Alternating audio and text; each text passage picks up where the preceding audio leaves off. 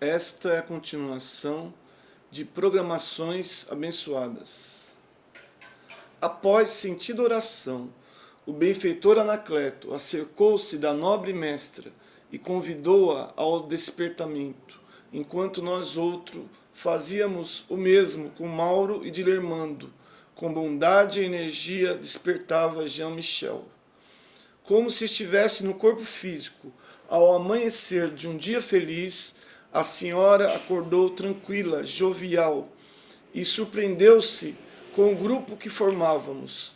Antes de apresentar alguma interrogação, o mentor explicou-lhe: estamos reunidos em nome de Jesus, a quem todos amamos e devemos carinhoso respeito, a fim de estudarmos o drama da manhã passada, envolvendo o nosso sacerdote Mauro. Não estranhe este acontecimento, que é mais comum do que pode parecer, em razão dos fenômenos da vida terem sua causa em programações aqui na esfera da realidade. Todos estamos envolvidos pelo acontecimento infeliz, cujas consequências puderam ser diminuídas graças à intervenção da misericórdia divina.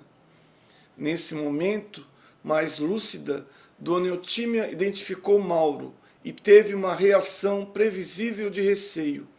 O instrutor vigilante acerenou-a, informando que tudo estava sob controle e ela não teria por que temer ou afligir-se. Por sua vez, o jovem sacerdote não se pôde furtar ao constrangimento imposto pela consciência de culpa diante daqueles cuja confiança defraudara. Antes que Jean-Michel pudesse intervir ou ser convidado a reflexões, o irmão Anacleto elucidou, dirigindo-se diretamente à diretora do educandário. O grave assédio de Mauro à criança constitui um crime hediondo, considerando-se os fatores e circunstâncias, os valores e compromissos que se encontram em jogo, sem diminuir-lhe a responsabilidade pelo agravame. É justo considerarmos que o mesmo se encontra fora do equilíbrio emocional e racional, vitimado por conflitos hórridos e sob a injunção de forças desconexas do mundo espiritual inferior, que o aturdem e comandam-no mentalmente, assodado na libido pelo vício mental e pela ação nefasta de um perseguidor espiritual, planejava abusar da inocência da criança. Felizmente, porém, não teve tempo de consumar o infeliz programa, encontrando-se agora terrivelmente ferido no sentimento e aturdido na razão, ao considerar a gravidade daquele infame instante que o alucina. Fez uma pausa oportuna no esclarecimento, a fim de que a senhora melhor compreendesse o que se passava, logo prosseguindo. Aqui nos reunimos com o objetivo de evitar maiores danos à criança ingênua, qualquer situação de prejuízo moral à escola, assim como para encontrarmos a melhor solução para atender também ao infrator. Todo erro pode ser reparado, especialmente antes que se transforme em tragédia. O nosso amigo já dilacerou os sentimentos de algumas crianças, que soube atrair ao regaço com sagacidade e astúcia, objetivando os seus fins ignóbeis. Chega o momento de ser-lhe dada uma oportunidade de reparação, através da qual se liberte igualmente do tormento que o vem assediando há muitos anos, desde antes do berço, tendo-se em vista o local de onde procedeu no rumo da reencarnação. As heranças que trouxe embutidas nos sentimentos são odientas e os laços que vinculam aos sítios que habitava são vigorosos. Nada, porém, que não se possa modificar ante o esforço pessoal, bem direcionado e a entrega interior ao Pai Criador. Certamente o problema a que nos estamos referindo deve tomar um rumo de segurança, para que suste futuras consequências mais lamentáveis e perversas. Todos os acompanhávamos o seu raciocínio com empatia e agrado. A senhora Eutímia, a pouco e pouco, fixou-se nos comentários do mentor e pareceu aliviar-se lentamente da tensão que a mantinha em aflição. Dando prosseguimento, o sábio amigo expôs: a melhor solução para esse momento não deverá ter um caráter punitivo ao infrator, que está doente, mas um objetivo reeducador, a fim de que, consciente da severa situação, modifique por completo a existência, dando novo rumo aos passos que devem seguir na direção da felicidade pessoal e da de todos com quem conviva.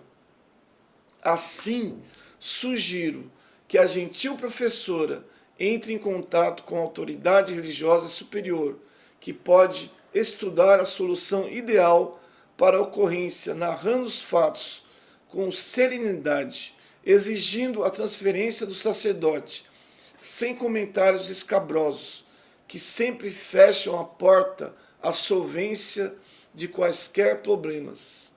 Acredito que o senhor bispo, notificado a respeito da gravidade do comportamento do seu subalterno, saberá como encaminhar a questão à instância superior, se for o caso, ou o equacionará conforme sejam as instruções que tenha do alto clero, facultando tempo para que pudesse ser entendido pela mestra e por todos os circunstantes, aludiu com habilidade e prudência: não estamos escamoteando o erro, nem agindo de forma conivente com o descalabro moral do paciente. A enfermidade necessita de tratamento e não de escarcéu, sempre do bom gosto dos insensatos. O afastamento do infrator do convívio infantil, impedindo novos contatos com vítimas em potencial, é uma terapia eficiente e de grande efeito moral. Assim confiamos na prudência e nos bons ofícios da nossa esclarecida mestra. Quando silenciou, a senhora tinha lágrimas nos olhos, não ocultando a surpresa e o sofrimento que tudo aquilo lhe causava. No entanto, forrada pelos sentimentos da sua fé religiosa, podia compreender que ao pecador se deve conceder a bênção da reparação, antes mesmo da punição impiedosa que não edifica, às vezes piorando e ultrajando mais o infeliz. Levantou-se, impulsionada por um sentimento de lídima fraternidade, acercou-se de Mauro e, tomando-lhe as mãos, falou-lhe que buscaria providências cautelosas, conforme as diretrizes que lhe foram oferecidas. O jovem não se pôde conter e abraçou-a com sincera fraternidade e gratidão. Retornando ao seu lugar, a mestra permaneceu quieta, quando o mentor deu continuidade à reunião, agora dirigindo-se a Mauro. Não ignoras a extensão do teu erro, e desde há muito vens tentando cicatrizar a chaga moral que te dilacera interiormente, fazendo-te decompor em espírito. Reconheces que se trata de um crime grave, no qual ocultavas as tuas aflições, justificadas pelo que a ti mesmo acontecera na infância. As raízes, porém, desses erros, agora sabes que estão no teu passado espiritual, assinalado pelo deboche e pelo desrespeito a outras vidas. Ninguém atinge esse patamar de miséria sem que não haja transitado pelos pântanos das paixões sórdidas e asfixiantes. Agora, no entanto, importem-nos os novos rumos que deverás imprimir à tua existência. Necessitas de tratamento especializado e de um expressivo afastamento das tuas obrigações sacerdotais, demorado estudo de ti mesmo e reeducação dos hábitos, começando pelos mentais. Os devaneios que vitalizas através das imagens que intercambias sob pseudônimo com outros doentes morais devem ser imediatamente interrompidos, pois que eles trazem uma alta carga de sensações perturbadoras que se te fixam nos painéis da mente, mais atordoando-te, mais excitando-te. Severas medidas disciplinantes deverás impor-te para que possas reparar as vidas dilaceradas, mediante as que futuramente serão dignificadas. Ao despertares, terás uma nítida lembrança, quanto possível, desses acontecimentos de que participas, de modo que um novo programa te será delineado e deverás segui-lo com os olhos postos no amanhã feliz. Somente o bem incessante te constituirá refúgio e garantia de saúde moral, sob as bênçãos de Jesus, o herói silencioso de todos os momentos. Não temas, nem te permitas novos pesadelos de horror. Silenciado, foi interrompido pelos gritos e impropérios de Jean-Michel, que indagava: como? O infeliz não pagará pelos crimes perpetrados? Que justiça é essa? Onde o reto cumprimento dos deveres e das leis? Como é possível acobertar tanta miséria através de artifícios piegas, de compaixão e de terapias de mentira? Ele é um criminoso consciente e terá que responder publicamente pelos desvios que se tem permitido e pelo mal que vem praticando contra a pobre infância. As últimas palavras não escondiam a alta dose de ironia e o conjunto não ocultava a perfídia de que se utilizava a fim de gerar conflitos e dúvidas.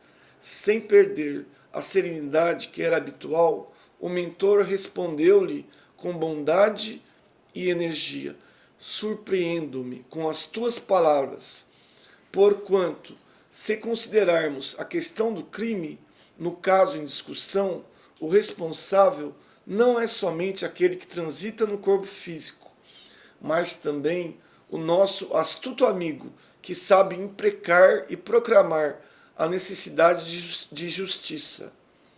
A qual justiça te referes? Aquela da cidade do deboche, do paú da depravação, onde os seres humanos se tornaram escravos das próprias abjeções? Com que autoridade reclamas justiça? Tu que tens sido o execrando comparsa do exausto hospedeiro de tuas vis sensações, acreditas que os teus sofismas perturbem a claridade do nosso raciocínio?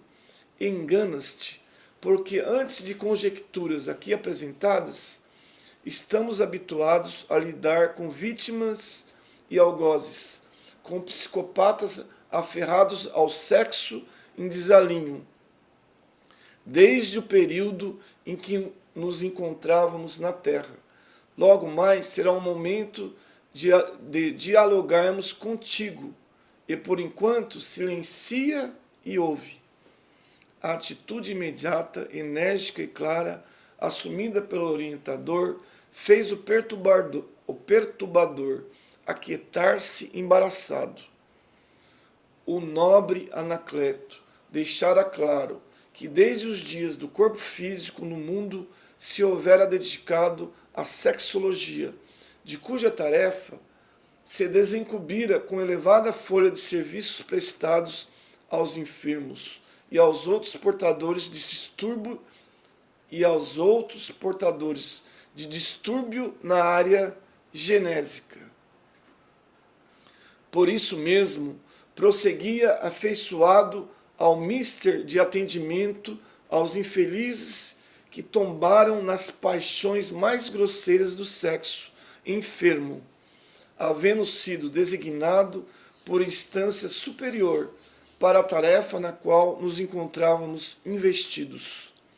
Dando prosseguimento às instruções, volveu a dona Eutímia e explicou: face à magnitude do evento infeliz, é de bom alvitre que, no primeiro momento, a dedicada diretora elucide ao esposo a ocorrência e com ele busque um contato com sua eminência, o senhor bispo, pondo-o a par de tudo, de modo que se possam tomar providências sem as escabrosas contribuições da mídia, que se compraz no lixo das misérias humanas. É certo que há uma outra mídia honesta, que narra os fatos conforme acontecem, divulgando-os e esclarecendo as pessoas, o que nem sempre acontece com a correção que seria necessária, antes exaltando o mal, sem o erradicar ou apresentar saudáveis soluções para o mesmo. Porque silenciasse, como percebendo que a nobre senhora teria algumas interrogações, o mentor aquietou-se por um pouco, facultando que dona Eutímia inquirisse. Perante a lei de Deus, um sacerdote que jura ser fiel à verdade, trabalhar pelo bem da comunidade, ser pastor de ovelhas que se entregam confiantes e desfrauda o compromisso através da conduta execrável, ficará impune? Não são pecados mortais os atos infames que o padre Mauro vem praticando com insistência? E as suas vítimas, como ficarão? Com a mesma sinceridade, o benfeitor respondeu: ninguém foge das leis de Deus, que vigem em toda parte e que estão escritas na consciência de todos nós.